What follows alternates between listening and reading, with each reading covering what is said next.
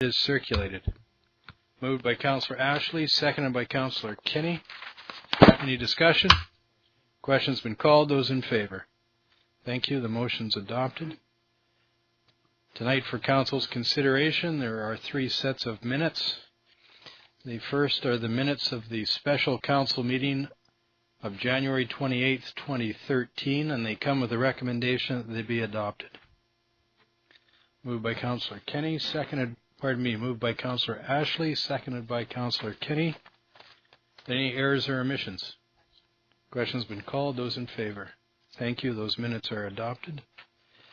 Next are the minutes from the regular Council meeting of January 28th, 2013, and they come with the recommendation that they be adopted. Moved by Councillor Carlick-Pearson, seconded by Councillor Ashley. Are there any errors or omissions? Question's been called. Those in favor? Thank you. Those minutes are adopted. And the last set of minutes are the minutes of the Committee of the Whole meeting of January 28th, 2013. They come with the recommendation that they be received. Moved by Councillor Kinney, seconded by Councillor Ashley. Are there any errors or omissions? Question's been called. Those in favor? Thank you. Those minutes are received. Next, under petitions and delegations, the first delegation we'll have tonight is and this is concerning a community enhancement grant, and this is for the Leicester Centre of the Arts. I'd ask the representatives to come forward, please. I understand that there's other things happening for some of you this evening, and announcing participant Jennifer. Good evening, Councillor Rice. We've just started the council meeting. The agenda has been adopted. The minutes have been accepted, and we're on to petitions and delegations, and we're just about to hear from the representatives of the Leicester Centre of the Arts. Thank you. Sorry for being a few minutes late. That's fine. Please go ahead when you're ready. You'll have to press the grayish-green button there. Sorry. Thank you very much for having us, Your Worship and Councillors. Last year, my name's Chris. I'm the chair of the Prince Rupert Performers Arts Centre Society, along with Dale, the treasurer, and Crystal, the general manager. As you may or may not know, we were successful for a grant application with the Prince Rupert Port Authority for $150,000. Along with the help of the city, we were able to replace the stage, floor, lobby and house carpets, rehearsal hall and green room floors, refurbished windows, and added new cushions to the seating. Currently, we're in the, applying for a grant to replace all 200 of the original lights. That grant's around $75,000 for the BC Creative Spaces. And just on the new flooring and new staging in the Art Centre, we just had the ballet organ go through, and fantastic acclaim from them for the quality of that, and the quality that it was enhanced. The performance was enhanced by that stage flooring. Art is what keeps us alive and well. Access to the arts is paramount in our community. We like to think of the entertainment at the Leicester Centre to mean come out in the rain, sit a while, and go on an adventure through performance. As a board, we work to contribute to the arts in our community through engaging funders and to keep the dream alive. This was the main theme of our strategic planning session. The Leicester Centre is interested in entering into a contractual agreement with the city for 2 or more years. It helps us with our planning. We work 2 to 3 years out. That funding that has been provided in the past sets the framework for us going forward. And it's a great board to be on. This is my last year. I've served 6 years. And I just have to say, while I have the mic, that you could not do better than Crystal and James working down there. Every penny that goes to them is magnified 1,000,000 times. They're fantastic. It's one of the big reasons this place is so successful. Thank you. The Prince Rupert, I'm Dale White, the treasurer. The Prince Rupert Performing Arts Centre Society leases the building from the city and applies annually for a $110,000 community enhancement grant.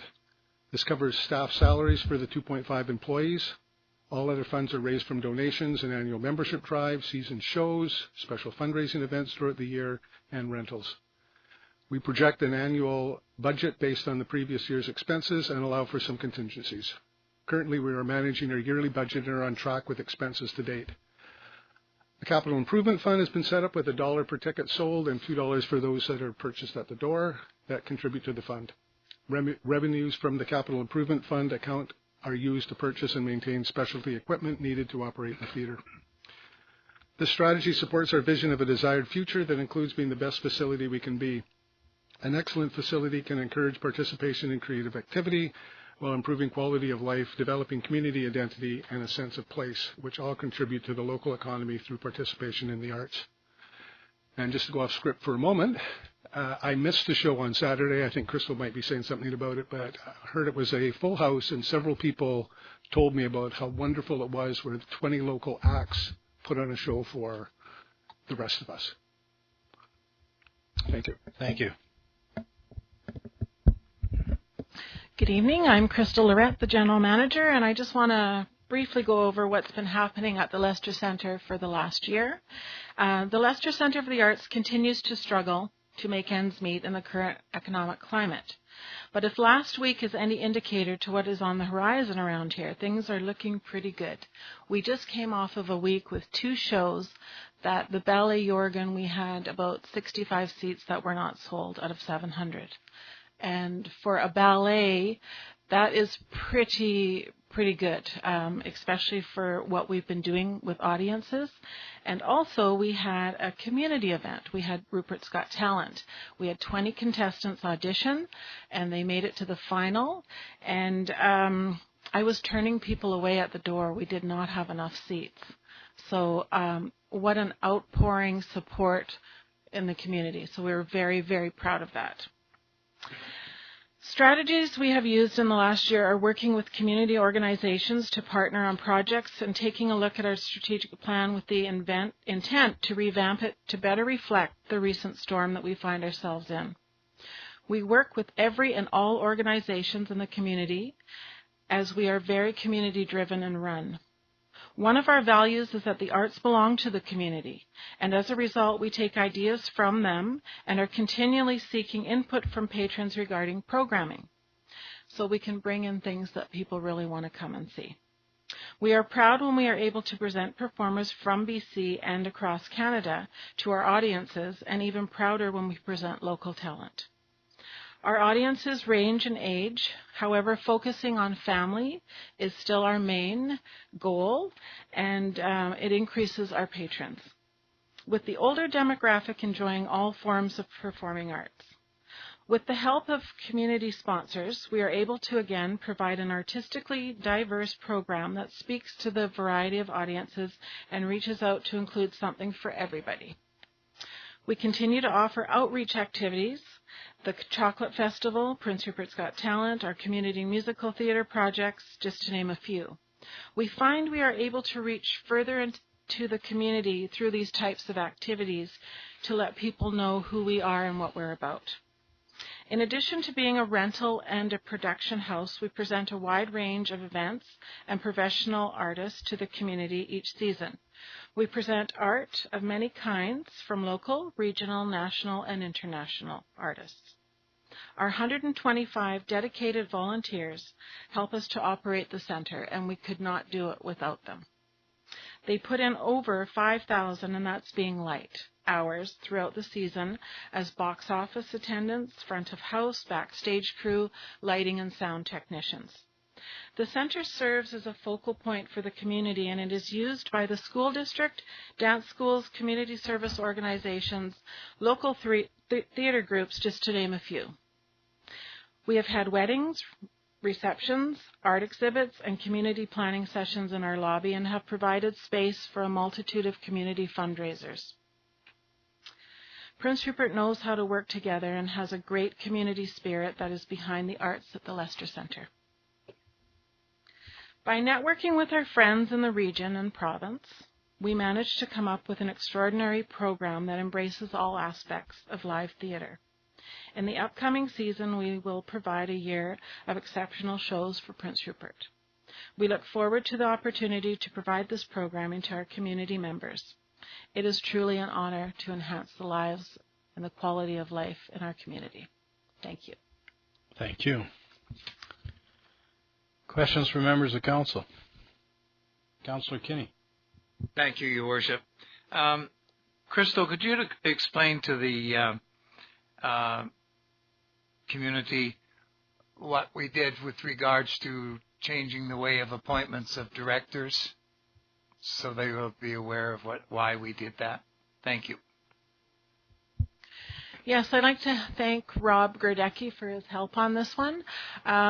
Because we were looking at different funding sources, we were finding with our current board composition, we were disqualified from a lot of the funding because the majority of the members were appointed by the municipality. So what we have done, or will be done hopefully at our AGM at the end of this month, is there is a special resolution put forward to change the board composition to have 2 members out of the 9 appointed by the city. And that will free up our funding, and we've already started to work on projects according to that. So Thank you. Councillor Ashley. First of all, thank you for your presentation, and thank you and all of the volunteers for all of the hard work that you do. I don't think Prince Rupert would be the same if we didn't have the Performing Arts Centre.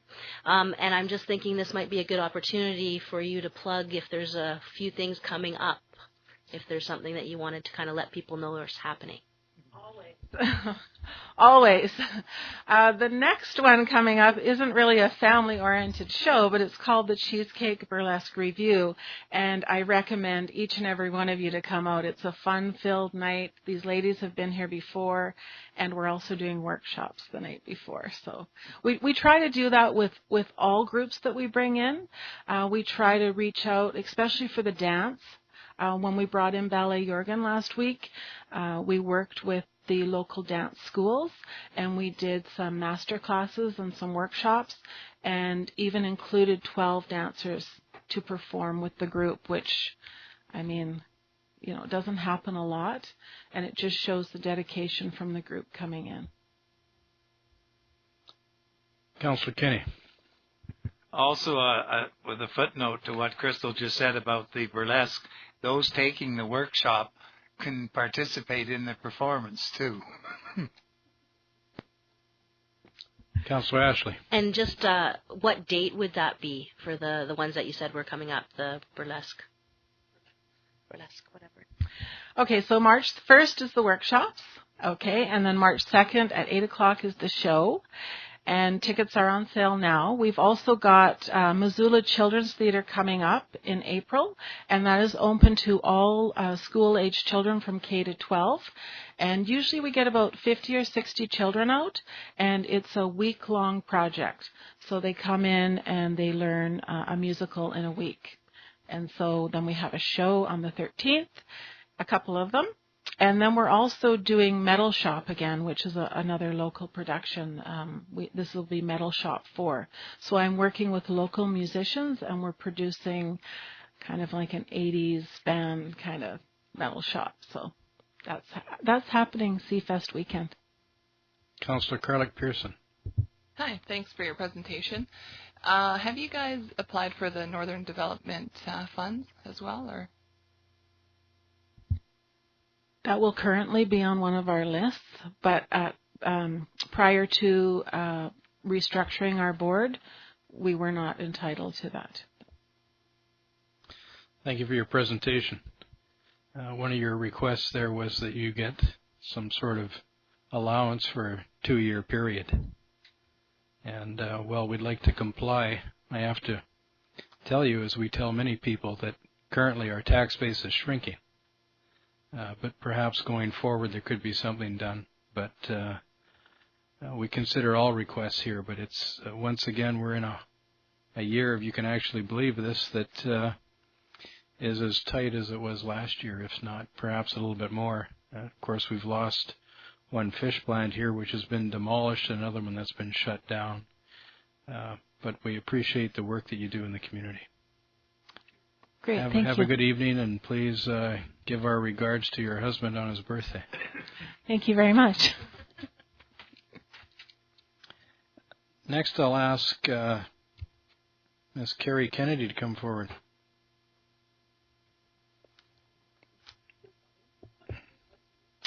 Good evening.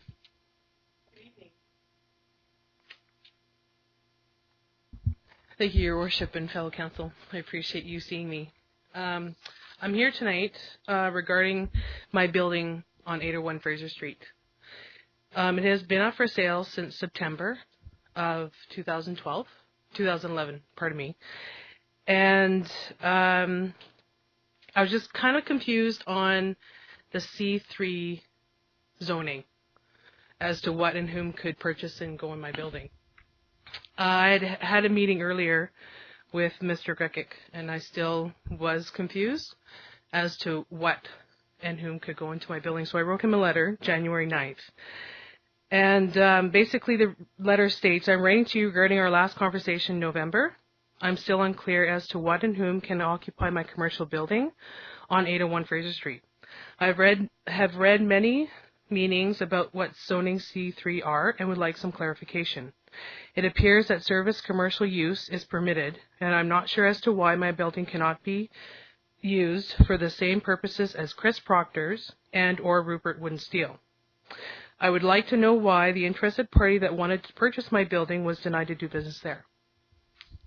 The response that I got from the city was, clarification number 1, I have attached section 6.3.0 service commercial zoning C3 and corresponding parts as highlighted. Definitions. The highlighted items as permitted uses are defined. Uses which are not highlighted are very specific and do not require definition. It is difficult to list all permutations of specific use permitted, but as examples, your U-Brew business fits under the retail and commercial and similarly Northern View. Clarification number 2. Chris Proctor Contracting and Rupert Wood and Steel fits into contracting office, shop, and storage, which is explicitly permitted in industrial zones and not included as a permitted use in C3 zoning. Therefore, considered existing non-conforming at the time the new zoning bylaw was adopted. As for your last question, why the interested party that wanted to purchase building was denied to do business there, anyone who inquired about placing contractor, office, shops, works, and storage use in any commercial zone would have been advised as above, in other words, is not permitted use. My confusion is, definition to me, service commercial use means marine sales, services, repairs, transit terminals, horticultural centers, and warehouses. My question is, contractors use commercial buildings to warehouse their equipment. So I'm asking why my building, if we're all zoned in the same area on Fraser Street, my building's excluded from the other buildings on that street. From what you've read there, it appears that Mr. Proctor's business and the other business you mentioned there would be grandfathered, and I'm not sure if you know what the term grandfathered is, but what it would mean is that those businesses were there before the current zoning bylaw took effect. So because they had those uses, they were allowed to continue, even though the zoning for the overall area has now changed. So they're existing non-conforming, and should they shut down, they wouldn't be allowed to have somebody else go in there and replace them in that use. Once they're closed up, their zoning there would revert to what it currently is. It's not easy to understand, especially when you don't have examples. But Mr. Grodecki or Mr. Krekic or Mr. Roden, if you could offer perhaps another conclusion.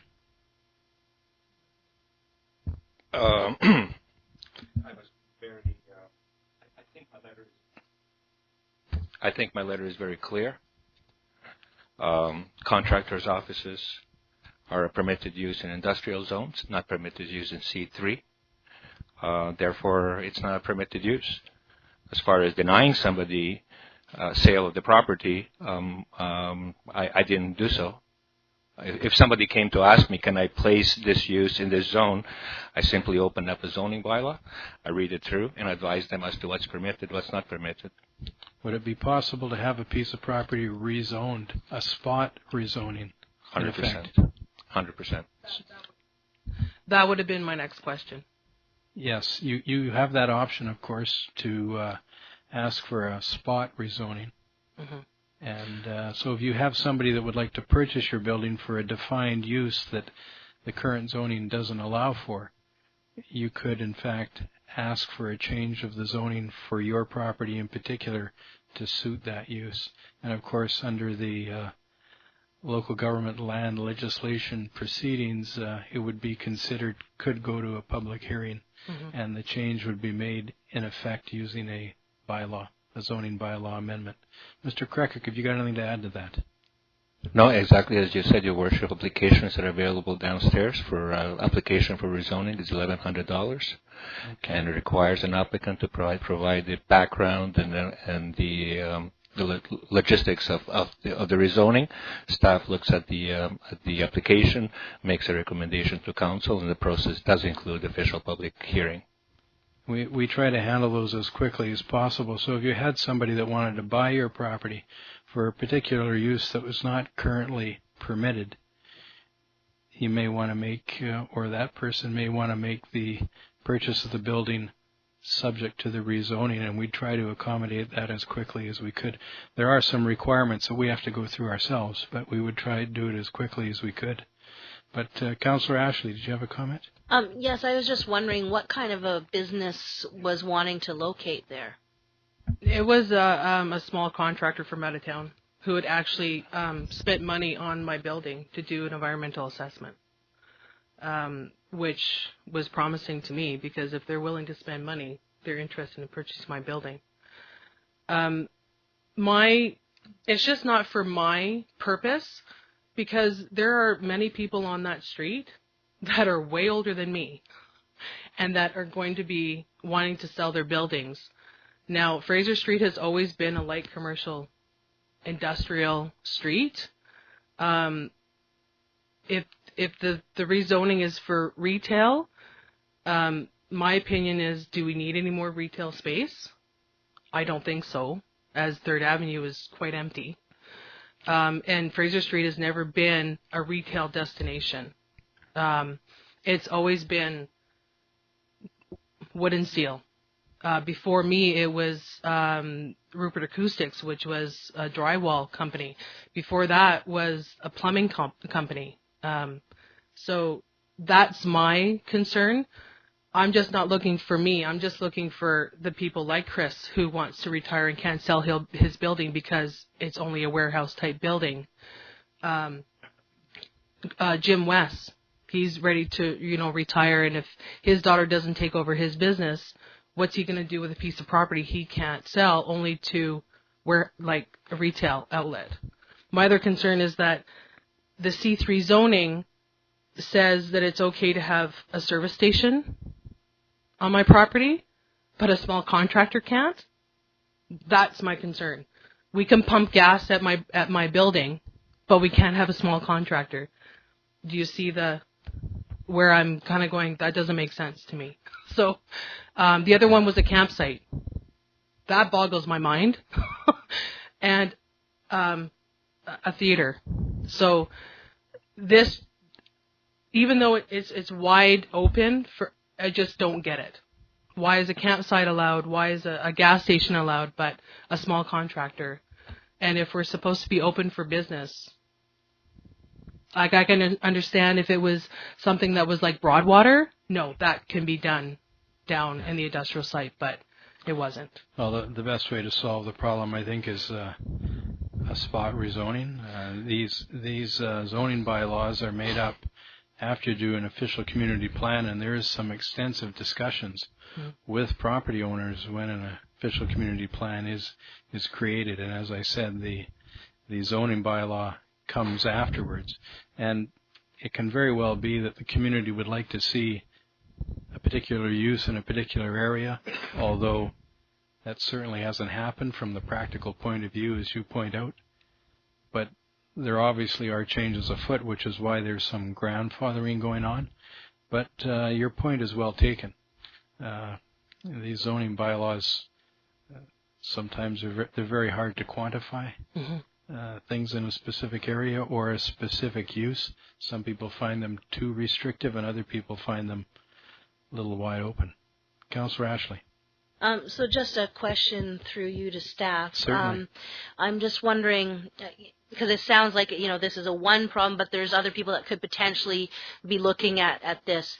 So if there was a group of people, say, down in that area that were interested in having us relook at the zoning in that area because of, the needs of what people wanted, how would they go about approaching council? Would they simply come as a petition? Would they come through you, Mr. Krekic, or how would that work? Mr. Krekic. One or many can make an application. Of course, one would be for a specific area. A few would be looking at a defined area, and that would behoove majority of those people, asking for rezoning, having a well-developed statement. Application is the same. I would suggest that it's probably easier that they make an application through development services rather than through petition, because I am not going to deny it. The process is quite well defined, and staff will review the application and make a recommendation, and it will come to the council as a bylaw, and we will go through public hearing. And if the staff determines that if staff determines that if it's beneficial to have a public consultation, staff or myself will call for public consultation prior to going to official public hearing. Okay. Is there anything else? So if I went to the rest of the properties on Fraser Street and asked them about this, and they were on board of getting it so that we could rezone it so that it'd be easier for us to sell our properties when the time came, would the $1,100 be waived then because there's more than one, because it's a whole street now being rezoned? Or would we still have to pay that $1,100 for each of us? Mr. Krekic. $1,100 is a fee, regardless of one or many. Of course, council always has the option to waive the fee. Right. The fees are generally there to pay for the advertisements, which we're required to put in the newspapers. It would be $1,100 divided by how many people? It's not $1,100 each. Yes. Okay, thank you. Okay. Councillor Carlick-Pearson. You're okay? Okay. Thank you very much. Appreciate you taking the time to come down here and let us know what the concern is, and perhaps in the future there'll be consideration of change, or as we said before, you're welcome to apply for a spot rezoning if that'll help you out. I do have one question though. What would it look like then if the petition went through and the rezoning happened? What would that zoning look like? That we'd be able to sell our property to commercial and retail, or? You'd ask, well, depending on what you wanted to do with the properties, but you would ask for a rezoning of that part of Fraser Street to accommodate the uses that the property owners best felt suited them. Okay. Right. All right. Thank you. Okay. You're welcome. Have a good evening.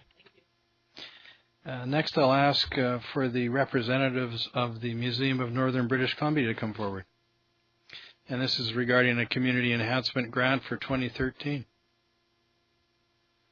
Good evening. Certainly. I actually thought that box had some baked goods in it. Yeah. Thank you. You had me confused there. Thank you.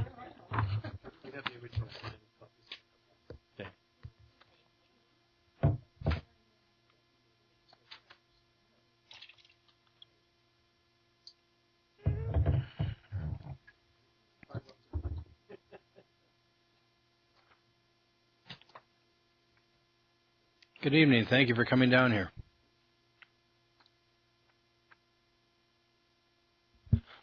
Thank you, Your Worship and Council, for Would inviting you- Museum in Northern BC to present on the 2013 Community Enhancement Grant.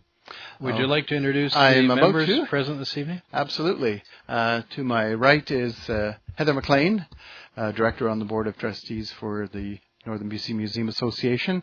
I'm Robin Weber, Director and Co-Administrator. To my left is Susan Marsden, Curator and Co-Administrator. David Archer is President of the Northern BC Museum Association. Mark Rutherham is our newest board member. And at the end of the table is Wes Baker, who is Secretary-Treasurer of the association. Thank you.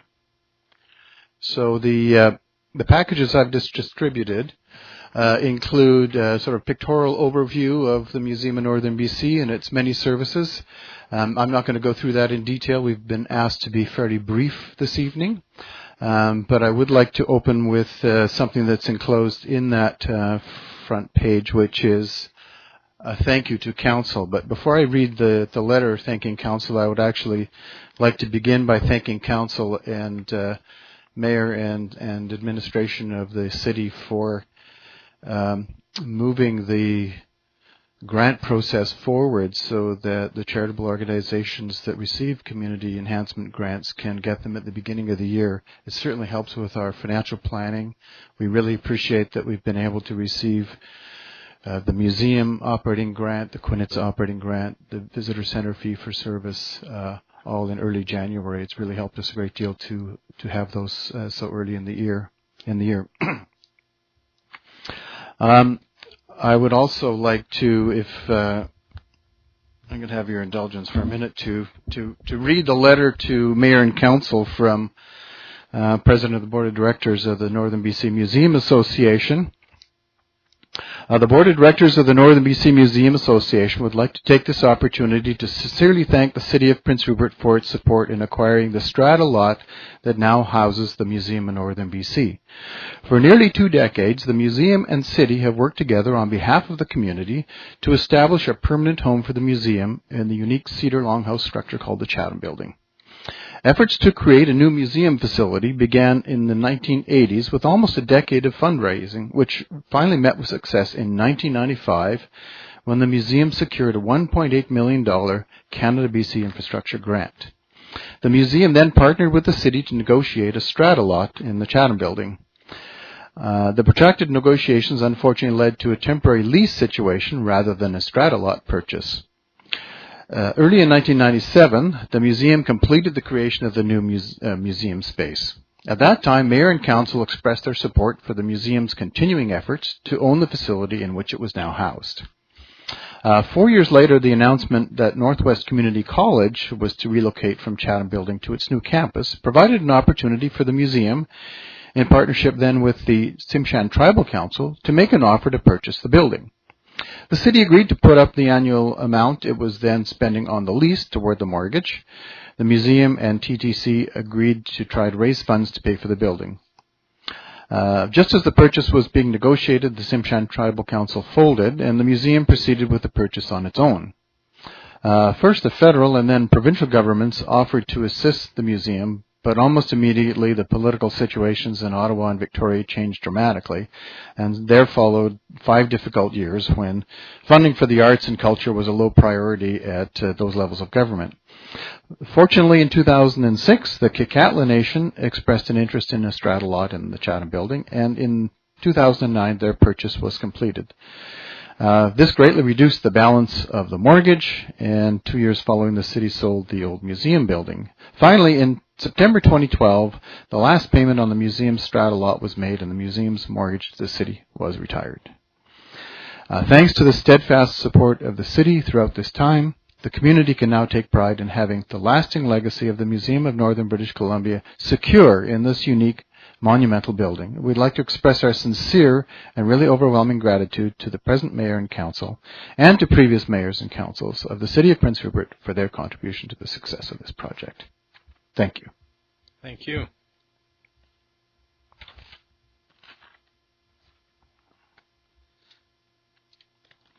This really wouldn't have been possible without that kind of support. So I'm just going to give a brief overview and then focus on a few of the highlights. You have a detailed package already that goes into some length about the museum and its many contributions to the community and programming and exhibits and the various institutions that are also covered in this overview, the variety of things that the museum does. I'd just like to focus a little bit on the current situation for both the Museum of Northern BC and the Prince Rupert Visitor Centre, and not unlike other recipients of community enhancement grants, we're also in a fairly difficult financial situation, as I understand the city is as well.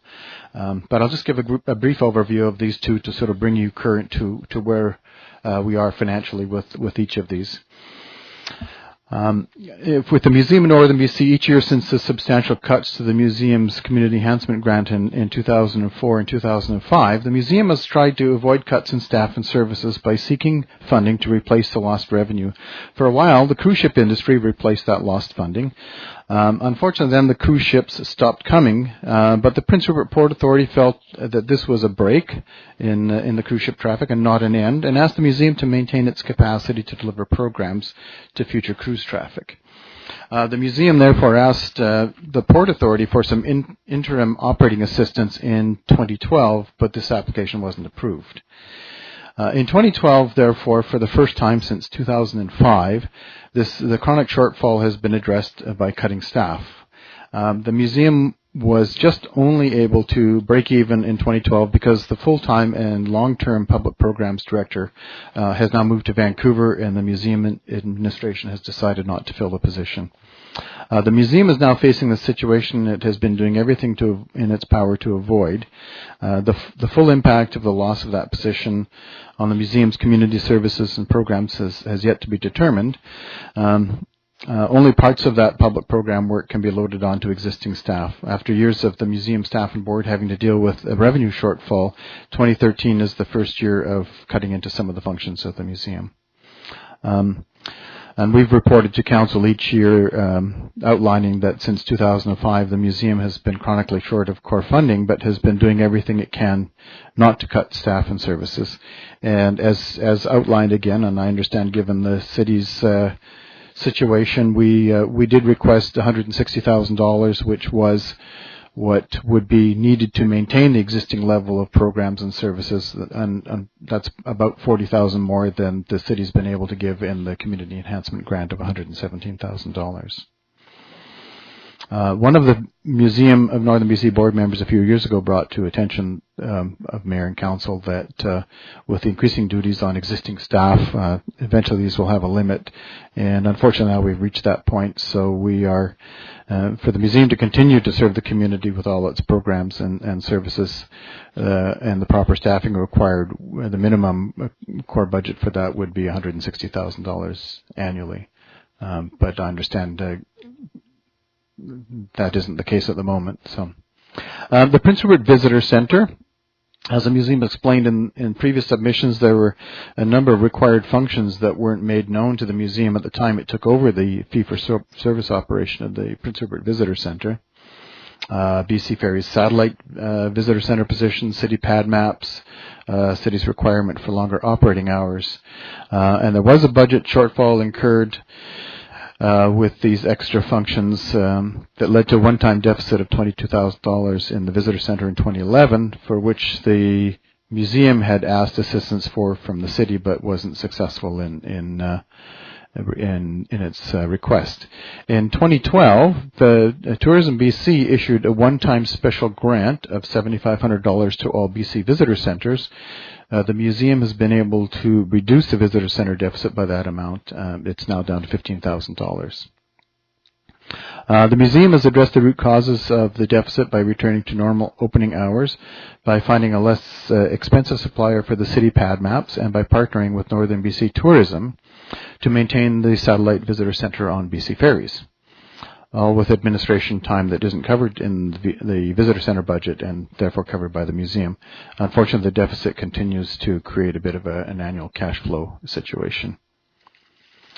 So I'd like to focus a little bit just on some of the highlights of our 2012 and 2013 community program and some other highlights. I'd like to begin with a thank you to some members of the corporate community of the Prince Rupert area. We had some much-needed financial assistance provided by two corporations to the museum for emergency mechanical system repairs in 2012. The museum's heating, ventilation, and air conditioning systems had a series of very serious and unforeseen mechanical breakdowns. It's not something that we can easily absorb. We're very grateful that Ridley Terminals Incorporated and Prince Rupert Grain responded with our requests for assistance with donations totaling $15,000 to cover the repair costs. We're pleased to take this opportunity to thank them publicly for their assistance in that. As the report you have for the Community Enhancement Grant reads, the museum is an integral and important part of the tourism economy of the community. It offers vital community programming that covers a very wide range. I won't be focusing on all of those things in the few minutes I have. And the museum is also a civic institution with collections, which it continues to build. It has responsibilities to the community for safeguarding that collection and for building it and for representing the region's human and natural history. I'd like to focus on some of the highlights of 2012 and 2013 as selected by the museum staff. One of these is the Asia and Pacific Folk Masks exhibition, and a program that museum staff developed out of that traveling exhibit, Masks and Their Meanings, an educational school program that whose attendance went through the sky for that program. It was a collection of 70 masks put together by the Canadian Society for Asian Art, representing a variety of cultures in the Asia-Pacific region. There were masks that had a wide variety of form and symbols and materials and creativity. Around that, the museum developed a special program for schools incorporating that exhibit. Masks and Their Meanings was a multifaceted program that utilized the exhibits in the museum, focusing on the First Nations masks in the museum exhibits. It included a portion in the gallery with a temporary exhibit. It involved mask dancing by Gwisaimilgilgolf dancers in the Dance Performance Center. And finally, it took students up to the Northwest Coast Art Studio, where they took all of their experiences from these three parts of the program and expressed them on preformed masks, which they created in the studio. The word got out to schools. It was so popular that it doubled our school participation from a similar period the previous year. And in fact, in one case, one school, the entire school visited from kindergarten to grade 7, every single class. So it was a big hit, and certainly a highlight of the year. And it was so popular that the museum recreated it as a family weekend program for two following weekends, so that parents and their children could get involved in it as well. Second highlight is the museum's City Heritage Bus Tours, which were developed in 2010 by the curator, based on a storyline that focuses on some of the key themes that represent Prince Rupert: the unusual cultural diversity of the community, the natural environment, history of our economy and its origins, and its ongoing role as a transportation hub. The bus tour includes a viewpoint overlooking Metlakatla Pass, the location of Tsimshian Winter Villages, a visit to City Hall where they might meet a councillor or senior staff or even the mayor on occasion, a visit to Quinitza Railway Station Museum, and a short tour of the museum. And we've heavily utilized the museum's resource of archival photographs in this tour. Now, by 2012, we were starting to receive requests from groups visiting the community who wanted to either arrive without a bus and hire a bus and have a guided tour of the community, or arrive on their own bus and look for a guided tour. And so we took elements of this tour to accommodate the various requests that we were getting. And I'll give an example. One group wanted to have a tour of the museum and a guided visit on the drive to and from North Pacific Cannery, with North Pacific Cannery staff guiding them through the facility there.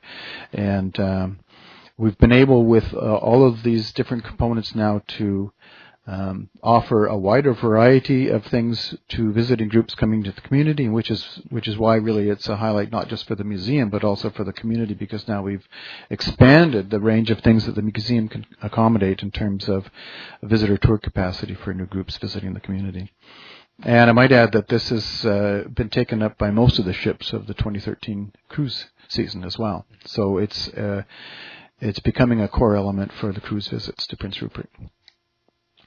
We inaugurated BC Family Day weekend this year, just this past weekend, with a brand new art activity which involves families and children coming together to create art. And so as a celebration of BC's first Family Day weekend, the museum hosted an art workshop led by accomplished local artist Joan Mostad. This was a workshop for parents and children to create art together side by side, and both the children and the parents are students in this activity. It'll be followed by a series of other workshops. This one started with a workshop on sketching, and there will be several others with different techniques and subject matter at each of the classes. And we're looking at, in the future, inviting some of the participants to show their work in a show following all of these workshops at the museum's Ruth Harvey Art Gallery. We have an all-new web page, which was long in gestation because it required a great deal of curatorial work in design and photography and writing. It is building on some of the best components of the old website, but now using new technology that's a much improved design and gives much greater accessibility to the museum's exhibits and collections. We have a U page where we hope members of the community will blog on their views and experiences on art in the community. There's a news page which allows the museum to immediately communicate its latest events to the public. And it goes a long way to fulfilling our goals of maximizing the results of our time and effort in these exhibits by spreading the word to a wide geographic audience and reaching out and interacting with our community in Prince Rupert. We have reached out in partnering with other groups in the community as well. Celebrating Northern BC Artists, the Ridley Terminals Inc. Art Initiative is an example of that. We've now had two iterations of this program. Museum partnered with Ridley Terminals in their new corporate giving program. They had a call for art, purchased $50,000 of art from artists across northern British Columbia from a juried selection of submissions. The pieces were exhibited in the Ruth Harvey Art Gallery. It gives the northern artists a great deal of extra exposure. It also supports their work in terms of their pieces being purchased, and then Ridley Terminals in turn then gives those purchased pieces to charities to auction for their own charitable cause. So it is a multifaceted partnership. We were very pleased to participate in that. In one of the first of these, there were 200 submitted artworks. 37 works by 25 different artists from northern BC were selected and shown in the gallery, and that opened with an exhibit reception with a number of the artists in attendance, and the executives and staff from Ridley Terminals and the public and the museum staff all in the reception. So they've done that 2 years in a row now. They've had two in a row, yes. And are they planning to continue? I'm not sure. We haven't been approached for a third one, but I don't know that they're. I think that might be on hold for the time being. The other is another of these partnering in the community was Celebrating Literacy 2012, which is North Coast Literacy Now Group's Literacy Week activities in the Prince Rupert Square Mall. Museum developed an activity that introduced children to the concept of a museum and some of the language used to describe the museum, and focused in particular on the word artifact. So the children we had models of the museum. The children created pieces that were hung on the walls of the model of the museum, and they would come back at different times during the afternoon to see the progress of building the museum with its artifacts and displays. And we're all very pleased to see the final result. The activity was really well received and well attended. And the other example I'll use was a Festival of Winter Celebrations, which is, again, working with another community group, which is the l'Association de Francophones et Francophiles du Nord-Ouest, the Northwest Association of Francophones and Francophiles, or AFNO. And the museum hosted a multicultural Festival of Winter Celebrations, and we had 4 cultural groups attend, bringing winter foods from their various cultures, and either doing a performance or an explanation of their various cultures, and that included French, Tsimshian, Portuguese, and Norwegian. We are a very multicultural community, and that was a very well attended event, and again, another of the museum's outreach into the community. Is lefse winter food? I'm not sure if it's winter food, but it was certainly well appreciated. And I think so. There was none lefse. I know. Another, and I'll finish with this, another major highlight continues to be the visitor satisfaction, as evidenced by the comments in our visitor comment books and online at tripadvisor.com. If you wish to go there and click in Museum of Northern BC, you'll see that the 170 some odd comments that rank or rate or talk about Prince Rupert attractions rate the Museum of Northern BC as the #1 attraction in Prince Rupert. And I'll just finish with a comment from a visitor from France who said that the museum was a superb building and museum. I understand that the museum was completed after much financial struggle, and for a mere $6, visitors are treated to an amazing piece of architecture, carefully researched exhibits of the early lifestyles of First Nations people and colonizers, and a wonderful view of the harbor. This is a state treasure, and it should have more financial support. Arles, France. Thank you very much. Thank you very much. It's a good overview of what's been taking place there. I'll add, too, that the other piece of paper that was in the package was in reference to a request on 2014 property taxes, but that's an enclosure that's with the package. Right. Thank you very much. Questions from members of council. Councillor Ashley. Thank you for your presentation. Obviously, there's lots of good things going on in the museum, which isn't a surprise to anybody. Just a question with regards to the letter that you just read, and it said that for $6 you get this awesome thing, and it kind of brought up in my mind, like, what are the current rates for going to the museum, and when was the last time that those were raised? They were raised just a year ago from 5 to 6. And in deference to community members who may not be able to attend, we do have monthly free days in the off-season to accommodate people who, this is their museum, this is our community museum, so in deference to people who can't attend and pay the $6, then they can come on our free days, which we publicize. And there's also a membership program, so if somebody wants to join as a family member for $20, it gives them unlimited access for the entire year. A senior is $10, and an individual is $15, and that's unlimited admission. I'm asking this for Councillor Kenny, but how old do you have to be a senior? I'm getting close to that. 65. 65 is the current age. Further questions from members of council? Is there anything else you'd like to state this evening? Just that we appreciate the difficult financial situation the city is in. We've tried to express what our needs are. We understand what your reality is. We're certainly going to carry on as best we can. We have a dedicated board of directors, which we would also like to thank for their service.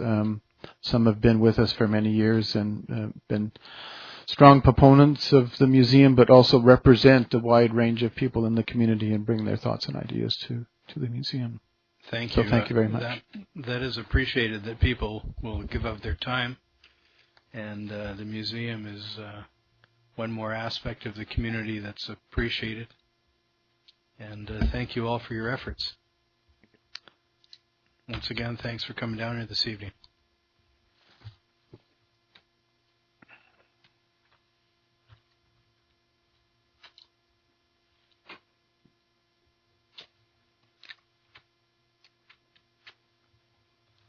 I'll direct council to item 6 on the agenda, reports and recommendations. There's a report from the acting city manager.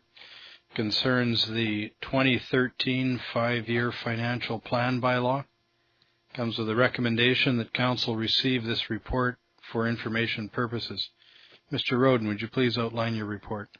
Certainly, Your Worship. I've actually got 2 reports on regarding the financial plan. It's February, and we need to get moving away on this. Basically, the first report outlines what's been done so far, and suffice to say that the financial plan process started last October with department heads discussions, and they were asked, based on their current operating results and their extrapolation of where they thought they would wind up the 2012 year, they were asked to take a look at what they were doing and what they thought would be happening next year. There was also a significant amount of discussion on capital works and capital purchases, and those 2 schedules were brought to council, and council approved them so that staff could begin implementing the processes as needed to realize those projects and purchases for 2013. At the same time, council also approved the community enhancement grants or most of the community enhancement grants for the year, as witnessed tonight, where we have the Lester Centre and the Museum of Northern BC coming in and explaining what they did last year and what they're doing this year. So where we are now is there's 2 pieces. The first is that it needs to be acknowledged that all financial plans have some assumptions in them. And I just wanted to run briefly through what the assumptions that we're using this year. Those of you who have followed this process in previous years will recognize that the assumptions, unfortunately, have not changed very much, and that's because of our financial situation. The first assumption is that we'll be able to make our statutory financial payments, and that's important because by law we're required to remit certain amounts of money to various groups and organizations such as Revenue Canada, Canada Pension Plan, Municipal Pension Plan, etc. And we need to always include in our budget enough money for those things. We're also making provision to pay for our contractual requirements with, say, the RCMP, BC Transit, it used to be called Far West, and it's now called First Canadian. Thank you, Your Worship. First Canadian. We have contracts with those organizations to provide specific services to the community, and we will have money in the budget to pay for those services. We will be adhering to the requirements of the community charter. The community charter is quite explicit on certain types of information that have to be included in your financial plan, and we will ensure that those requirements are met. We've made provision for membership in the normal organizations that our community belongs to, such as the Union of BC Municipalities and the North Coast Regional Government Association. We've made provision, as mentioned, for grants already. We estimate that energy costs this year will probably rise approximately 2%. That includes gas, propane, oil, diesel, and electricity. We believe that benefits will continue to rise. CPP, employment insurance, will be going up. We're hoping that our extended health care plan will essentially hold or go up only a little bit. Cash flow, we expect that we'll be able to meet our payments when they're due. This, as you may remember, is a significant improvement from where we were 10 years ago when the city had to borrow $15 million as a line of credit. Those days are over, and we are Although we're continuing to not have a lot of money available, our financial position has certainly improved over the years. And then finally, we haven't included any fee increases.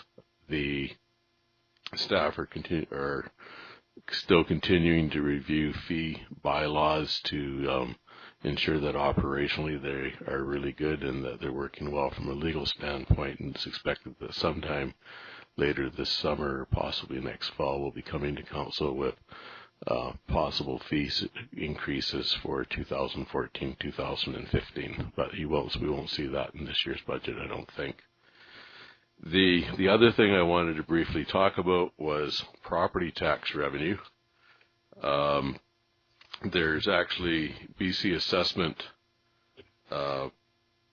identifies two broad categories of assessment roll value changes. The first one is non-market change, and the second one is market change. So what happens is that non-market change is if you've added something to your residence or a building has added something to it that in the eyes of BC Assessment has improved the market value. Market change is basically just inflation price increases.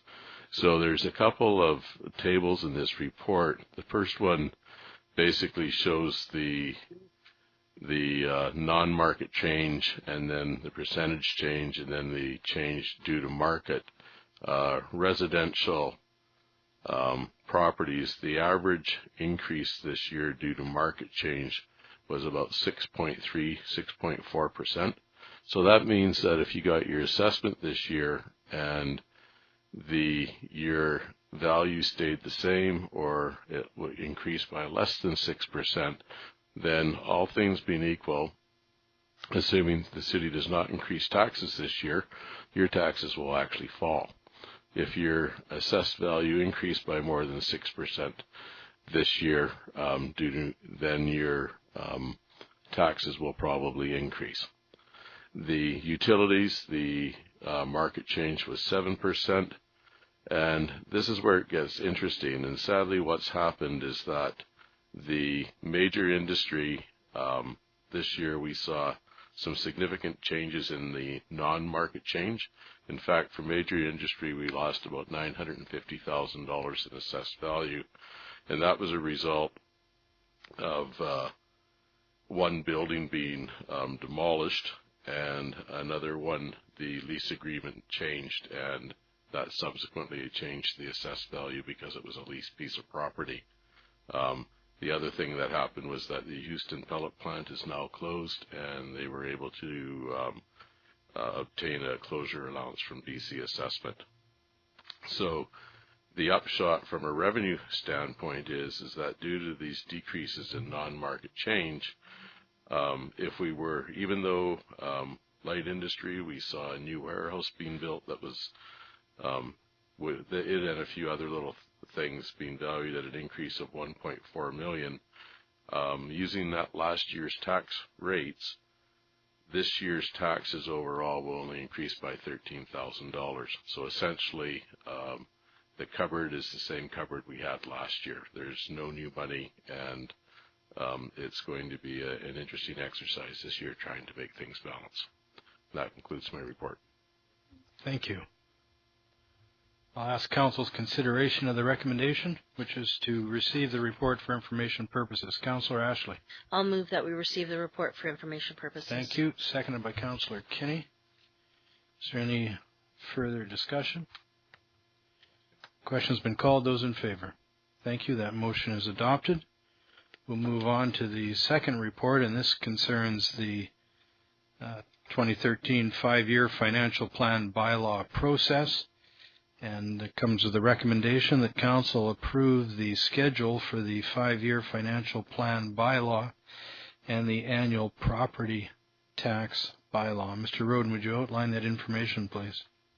Certainly, Your Worship. This report basically just identifies dates and topics for the financial plan process and how it's going to. I'm proposing that we do it this year, and basically it's for the guidance of council and for the public, so they know where we are in the process and what can be expected next. A key part of it is that there needs to be a process of public consultation in the plan, and so what I've done is that there's going to be 2 council meetings. The first one is proposed to be March the 25th, and the second one will be on April the 8th, and it's anticipated that people will be able to come in, and we'll set up the council meeting so that people can make presentations or speak to what they've heard about the plans, the financial plan at that point in time. So we'll include 2. Tentatively, we're including two nights for public consultation, and then we're proposing that the financial plan and the property tax bylaw all be adopted on May the 13th, which will give us about a day and a half flex time, if need be, for late amendments. Thank you. Thank you. I'll ask council's consideration. Councillor Ashley. Well, I'm okay with having some of these things on regular council nights. I do have a bit of a concern with having all of these on regular council nights because we still have the business of the city to take care of. And I have a feeling that for some of these things, especially when it comes to like the first overview of the budget and other things, these can take a long time.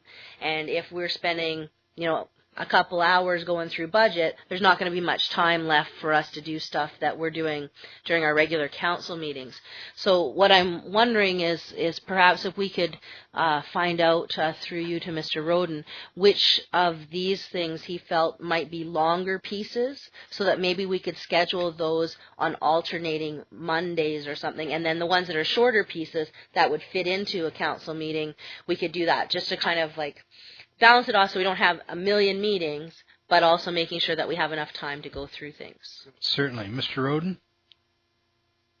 The 2 that I would recommend that we probably move to the alternate Monday would be the February 25th one, and move that to March the 4th. And then the March the 11th one, and move that to March the 18th. The next 2, the 25th and the 8th, those are regularly scheduled council meeting nights. And I think that's sort of when people, if they're going to come to council and speak, those are basically the nights that they're going to speak. And I think the going through the revised budget will be just basically done on an incremental basis. It'll basically be, well, here's where we were. Council said that we should take a look at the following things.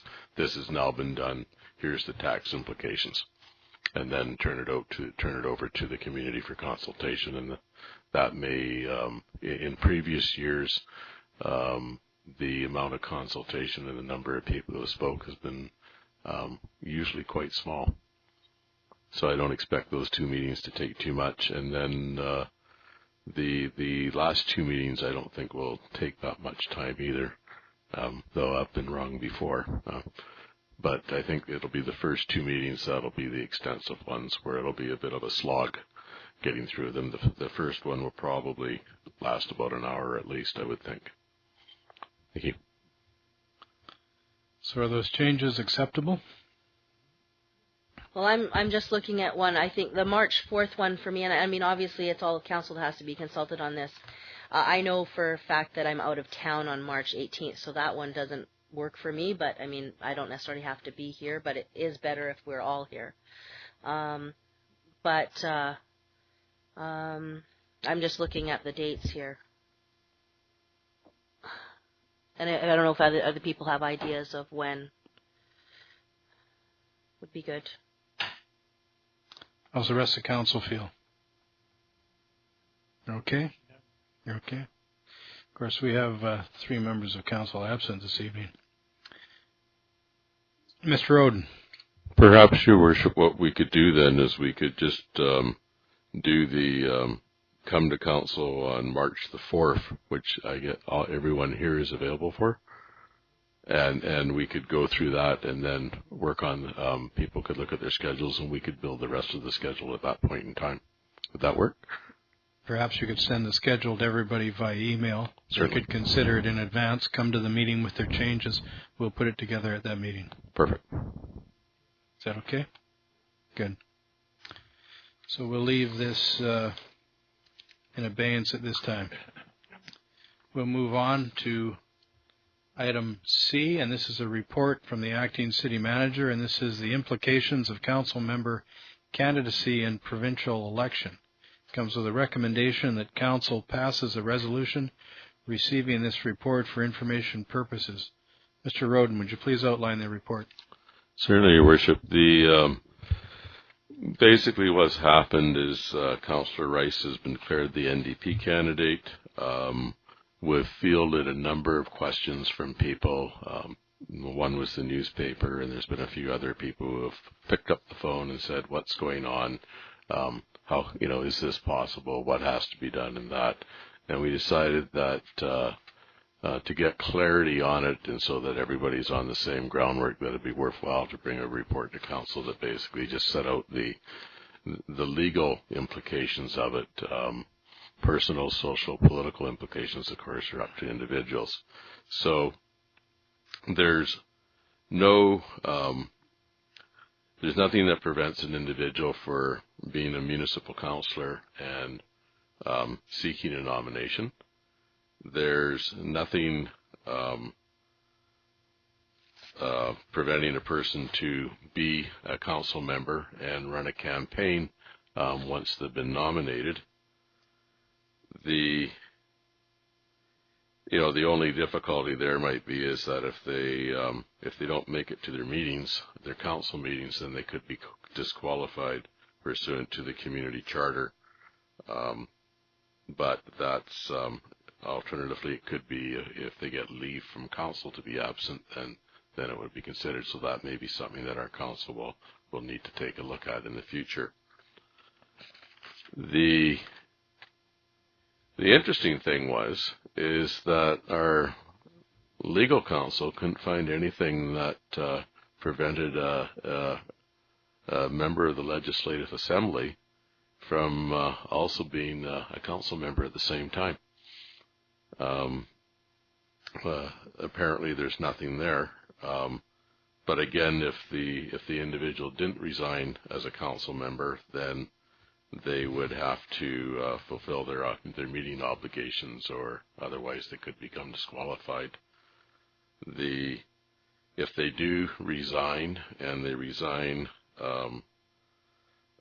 it depends on when they resign. If they resign effective as soon as they're elected, or as soon as they if they do it on July the 2nd, which is the day that they take office, or if they, for some reason, decide to hold on and resign in January of 2014, the impact is different. So if they resign immediately when they're elected as MLA, Mr. Grodecki will be presumably be appointed as our chief election officer, and he'll be running a by-election. Okay. If they resign on July the 2nd, we got the 2013.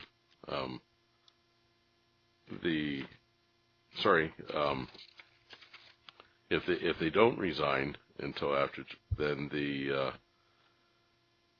the city could hold out and not have a by-election. Okay, so that would allow because it would be within the window whereby you can have a municipal council operate without one council member. That's in the last year of the term. You're correct, in the last year. And there doesn't, but anyway, at the end of the day, there doesn't appear to be any proposed amendments that will affect this go around. There may be something in the future, but right now that's the way it stands. So this has been provided for information purposes, so that people have a better understanding of what the legal obligations are of the nominated candidate, and also what the legal obligations of the city will be, depending on what outcome will happen. And as I say, it will vary depending on that outcome. Thank you. Thank you. Councillor Ashley. Just a question, because I'm sure that some people that read this may not understand how it all works. When we're considering what a regularly scheduled meeting is, through you to staff, could we explain to people what a regularly scheduled meeting is, as opposed to what we might call special meetings? Certainly. Mr. Roden? Difference between a regularly scheduled meeting and a special meeting of council. Okay, my best informed guess at this time is that a regularly scheduled meeting would be a meeting that was circulated to council by the corporate officer at the beginning of the year, and where he would say, okay, here are the meetings that we're going to have this year. Okay, so that would be a regularly scheduled meeting. A special meeting presumably would not be applicable in this situation. Mr. Krudecki, is there anything you want to add? Just that, so council is free to schedule special meetings to deal with topics as they see fit. As there's just some public notification stuff that we have to do for that, but it's no problem. Thank you. I'll ask council's consideration of the recommendation that they pass a resolution receiving this report for information purposes. Moved by Councillor Kenny, seconded by Councillor Carlick Pearson. Any discussion? Question's been called. Those in favor? Thank you. Motion is passed. Hello, it's Councillor Rice here. Yes, Councillor. The timing is right. Unfortunately, I have to board a plane, so I won't be able to continue on with the rest of this council meeting. Okay, well, thank you for being involved as you are. Yeah. And have a safe flight. Thank you. Thank you. Good night. Good night. Next is a report from the Executive Assistant, and this is concerning the social services meetings. Comes with the recommendation that council receive this report for information purposes. Mr. Roden, would you outline the report, please? This is an initiative that council began quite some time ago, when it agreed that it would,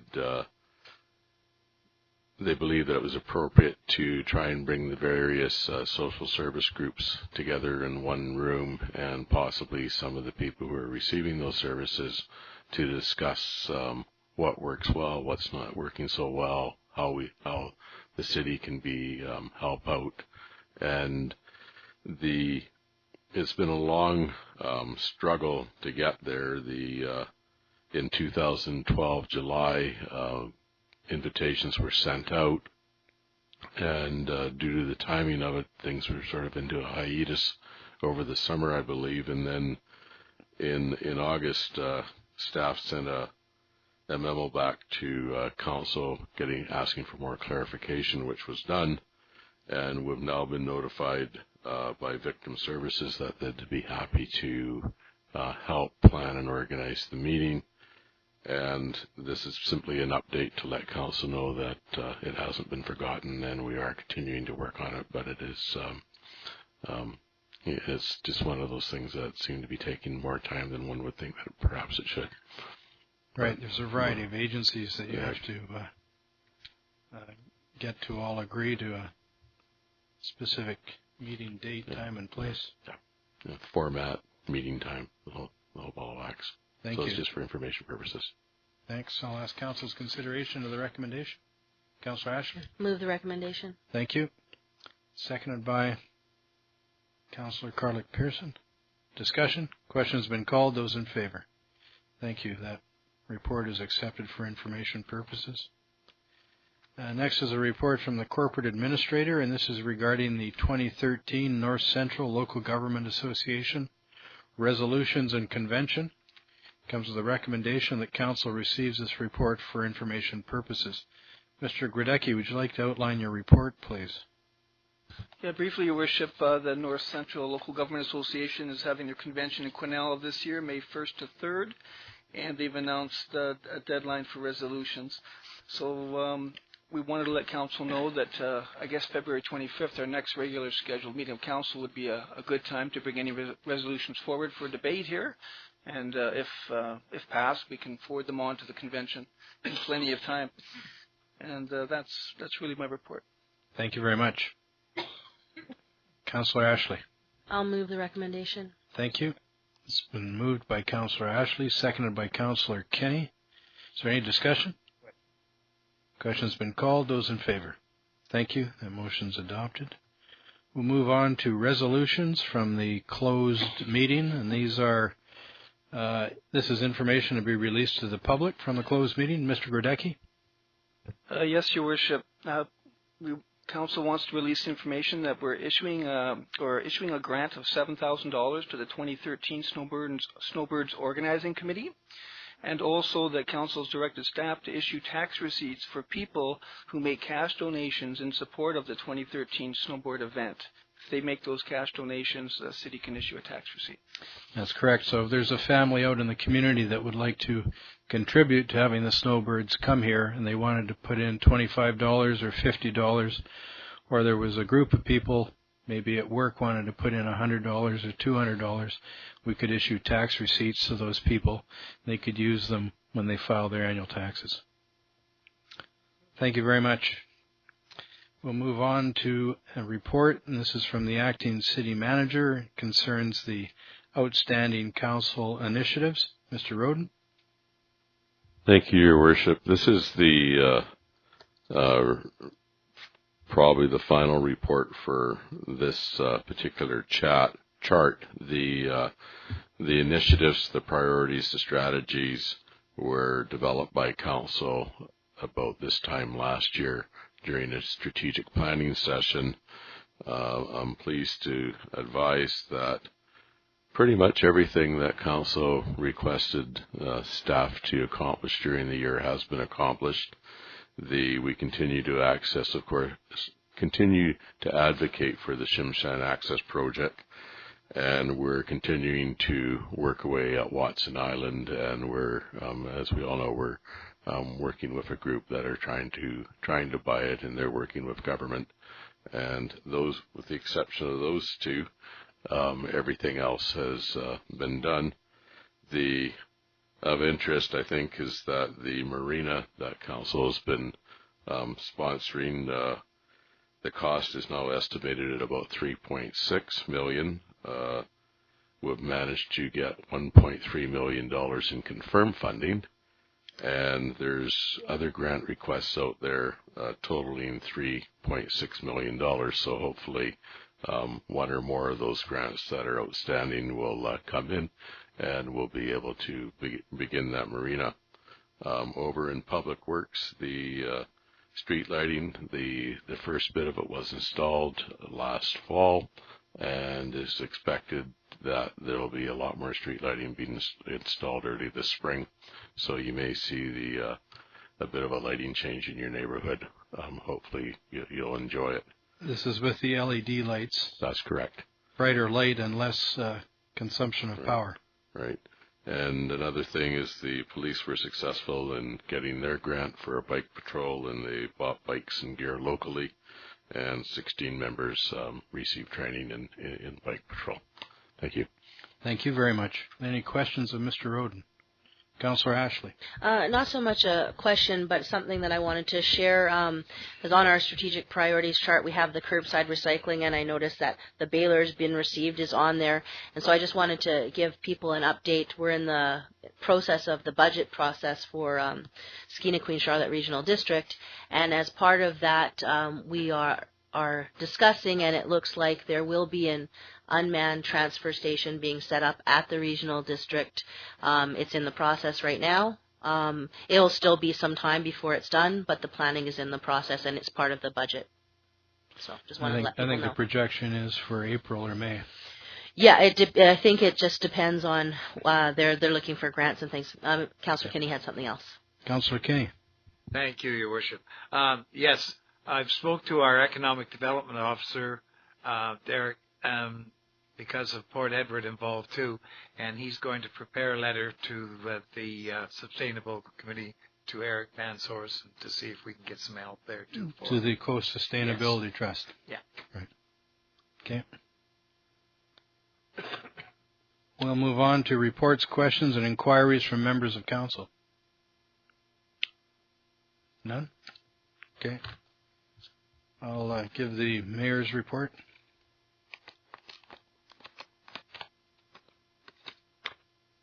I participated in the acknowledgement of 50 years of service provided by the Alaska Marine Highway System from the communities of Southeast Alaska to the city of Prince Rupert, and representatives of that service were here in Prince Rupert, and plaques were exchanged to mark this occasion. I attended an open house at the Skills Trade Employment Program office here in Prince Rupert. The main function of that program is to connect employers with job-ready workers in our area. Members of Prince Rupert City Council took the opportunity to meet with representatives of the Prince Rupert Port Authority to obtain an overview of the port-related activities currently underway and to discuss future opportunities. City Council, on behalf of city residents, is interested in waterfront access and future developments. All members of council were in attendance except Councillor Kinney, who was away from the city. I attended a meeting with the Asia Pacific Gateway Skills representative, who reviewed the results of a survey that provided labor market information and possible labor shortages considering mining, power generation, and port developments in the northwest part of British Columbia. I hosted the Prince Rupert Self-Advocacy Group on a tour of the City Hall Council chambers and discussed the city's functions, services, and operations. They also participated in a mock council meeting. The Prince Rupert Airport passenger numbers show there has been quite an increase in January 2013. For that month alone, the airport saw a 4.48% increase in passengers. I attended a gathering at the Northwest Community College, Prince Rupert campus, to hear about the launch of the college's strategic plan, which involves an assessment of employment activities in the Northwest region and the provision of education suited to the regional employment opportunities, some of which include additional foundation trades programming. I participated in the opening of the 2013 All-Native Basketball Tournament and provided a greeting on behalf of City Council and the residents of Prince Rupert. And Mr. Roden, if you'd please contact the Ministry of Transportation and Infrastructure to inquire about the intersections at McBride Street and 3rd Avenue and the intersection at 2nd Avenue West and 6th Street. What are their plans for 2013? Will those intersections be resurfaced with asphalt? Notice within the increased truck traffic, there's a little over 1,500 container trucks a month moving back and forth on those intersections, and they're starting to come apart. The last item I'd ask is Council's consideration, and I'm not looking for an answer right now, but I've had a variety of people comment to me that the town is getting busier. They notice the increase. They notice that with the 2-hour parking in the downtown core, it's hard to find parking spots at various times. And the suggestion has been that at this point it could be a consideration to change the parking on 3rd Avenue West to 1 hour and leave 2nd Avenue West at 2 hours at this time, because most of the shopping activity or the concentration of shops is on greater parts of 3rd Avenue, whereas 2nd Avenue is more spread out. So the thought is to go to 1 hour parking on 3rd Avenue West, leave 2nd Avenue West at 2 hour parking, and of course 1st Avenue at this point is unlimited, so it would shift some of the longer term parking. One of the concerns right now is that people working on 3rd Avenue go to work at 8 o'clock, run out at 10 o'clock, roll their vehicles, run out at noon, roll them again, or go away for lunch and come back. And it doesn't really afford some of the business on 3rd Avenue the opportunity to have customers park nearby. And I've heard from some of the restaurants and one or two of the barber shops. So I'll just ask Council's consideration of that at a future date, but it may be something worth thinking about. There has been quite an increase in activity, and it is being noticed in the downtown. Councillor Ashley. No, I think it's definitely something we need to look at. I think it would be good to do it at the next council meeting where hopefully Councillor Garon would be here, because I know she was involved in the parking task force when it originally was running. And I know there might need to be some considerations. I'm just thinking, for example, although it would only affect Saturdays perhaps, but I've had people say before when it was 1 hour beside the theater, that if you're going in for a matinee and it's 1 hour, that doesn't really make sense, like on a Saturday and that sort of thing. Right. But I'm sure that those kinds of things can be looked at. Well, but I think it makes sense. If you're going to a movie and you're parking on 2nd Avenue, you're going to have 2 hours. Oh, yeah, no, it would be that middle middle portion. But, yeah, right. For sure. Right. Certainly. Councillor Carlick-Pearson. My concern with that is that the weather, especially recently, has been treacherous, and you know, we see a lot of elderly people out there, and for people to be really cognizant of the elderly people and the people that have disabilities and with children and whatnot, and trying to go into doctors' offices.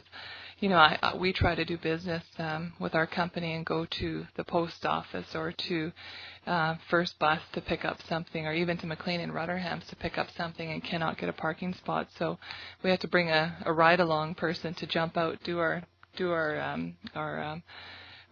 job for us and go out and get something. So just for the public to be aware that it's not just a convenience thing, that you know, there might be some safety issues that we're jeopardizing some elderly people that really are in need of a parking spot. Certainly. Councillor Ashley. Just one more thing, and I'm sure we talk about this. My only other concern with that would be, I don't know how many bylaw officers we have right now, but I know that with various bylaws, if we're going to have something like that, we'd obviously need to have some way of making sure we enforce it. And I think if I don't know, do we just have one bylaw officer right now? We do at this point, yes. Yeah, so it's just something we'd need to obviously keep in mind. Certainly. We have to adjust the hours to concentrate in various areas at various times. The last thing I would mention is, and Mr. Roden, if you could have Public Works check this, people are telling me that when they're trying to cross 3rd Avenue at Fulton Street, when they're heading from, as an example, where the city fountain is, and they're going towards up Fulton Street, that the light does not allow people enough time to get through the crosswalk for vehicles that are turning left onto 3rd Avenue. So if you could have them check that, please, because there are people that are concerned about their well-being as a pedestrian. And if you'd have that item, if staff have anything to contribute on the parking for the next council meeting, if you could have that on the agenda, please. If there's nothing further, I'll ask for a motion to adjourn. Moved by Councillor Ashley, seconded by Councillor Carlick-Pearson, that this meeting adjourn. Discussion? Questions been called. Those in favor? Thank you. This meeting stands adjourned.